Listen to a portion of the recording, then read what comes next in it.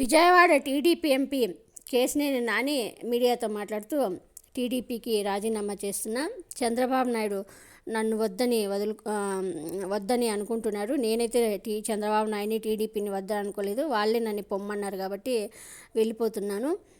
పార్టీకి లోక్సభలో త్వరలో వెళ్ళి రాజీనామా లెటర్ ఇస్తాను. అంతేకాకుండా రాజీనామా లెటర్ ఇచ్చిన తర్వాత టీడీపీకి కూడా రాజీనామా చేస్తానంటూ కేశినేని నాని మీడియాతో మాట్లాడుతూ వెల్లడించారు. నేను వద్దనుకున్న పార్టీ చంద్రబాబు గారు నన్ను పొమ్మన్నారు.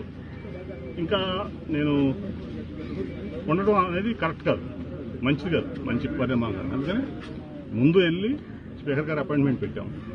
ముందు వెళ్ళి స్పీకర్ గారిని అడుగుతాం, స్పీకర్ గారిని రాజీనామా చేస్తాం. ఆయనతో అదే రోజు ఆమోదింపు చేసుకుని అప్పుడు పార్టీకి రాజీనామా చేస్తాం.